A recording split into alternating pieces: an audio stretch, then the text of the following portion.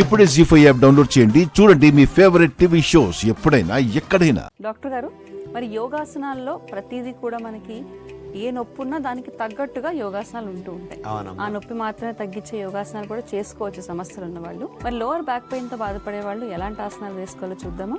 మార్జాలాసన అనే దాన్ని ఎక్సర్సైజ్ లాగా చేస్తే ఒకటి ఉంటుంది, దాన్ని ఎట్లా చేయాలో ఇప్పుడు మనం చూపిస్తాం.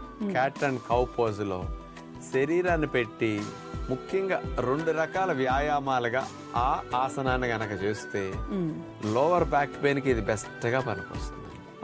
అట్లాగే దీంతో పాటు భుజంగాసనలా మనం పడుకుని ఆ పోజులో కొంచెం ఎక్సర్సైజ్ లాగా 2-3 సార్లు మూమెంట్ అట్లా చేస్తే ఆ లోవర్ బ్యాక్ కూడా బాగా మంచిది అనమాట. ఆ 2-3 రకాల టెక్నిక్స్ ఎలా చేయాలో ఇప్పుడు చూడండి.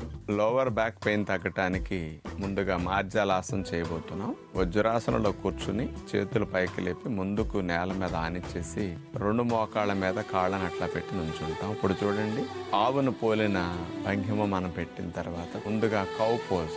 ఆవు చూడండి మోర పైకి లేపుతుంది. ఇప్పుడు మోకాళ్ళు కాళ్ళవలే, చేతులు ముందు కాళ్ళవలే మనం భంగిమ పెట్టాం. ఇప్పుడు ఇందులో గాలిని పీలుస్తూ పైకి అట్లా లేపిన తర్వాత గాలిని వదులుతూ తల లోపలికి వెళ్ళనియాలి, నడుము పైకి లేపుస్తుంది. Cow pose. మళ్ళీ క్యాట్ పోజ్. మళ్ళా ఇప్పుడు కౌ పోజ్, ఆవులాగా మోర పైకి లేపడం. ఇట్లా మనం కంటిన్యూస్గా చేయటం ద్వారా లోవర్ బ్యాక్ మజిల్స్ అన్ని, మధ్య భాగంలో నడుముకుండే కండరాలన్నీ కూడా బాగా ఫ్రీ అవుతాయి. అంటే కూర్చోవటం వల్ల వచ్చిన ఆ స్టిఫ్నెస్ అంతా ఈ రకంగా చేయటం ద్వారా చక్కగా తగ్గుతుంది. ఇక రెండవది, కుడికాల్ని పైకి లేపి స్ట్రైట్గా చాపాలి. మళ్ళీ వచ్చినప్పుడు ముందుకి రొమ్ము దాకా మోకాలు వచ్చేటట్టు అట్లా ఫోల్డ్ చేయాలి.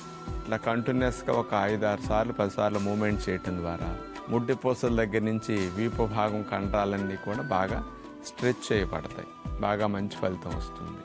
అలా కుడికాలు చేసిన తర్వాత ఎడమ కాలు ఈసారి లెగ్ రైజ్ మళ్ళీ ముందుకు తీసుకొస్తాం. కంటిన్యూస్గా కాలు మూమెంట్ చేస్తాం.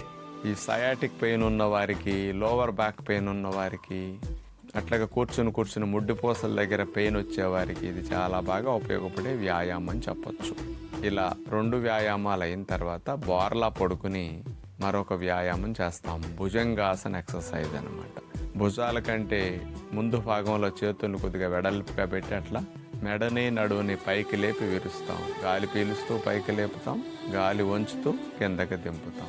ఇలా కంటిన్యూస్గా చేయటం ద్వారా బ్యాక్ మజిల్స్, నెక్ మజిల్స్ అన్నీ కూడా బాగా ఫ్రీ అవుతాయి. ఇలా 3 వ్యాయామాలు చేసిన తర్వాత వజ్రాసనంలో కూర్చుని శశాంకాసన్ పోజ్ పెట్టేస్తాం. గాలి వదిలేస్తూ చేతులు చాపేసి నుదిటి భాగం నేల కానిచ్చేసి అట్లా ఉంటాం. ఇట్లా కౌంటర్ పోజులా చేసి తీసేస్తాం అన్నయ్య. జీ5 యాప్ డౌన్లోడ్ చేసి అన్ని ఎపిసోడ్స్ పూర్తి ఉచితంగా చూడండి.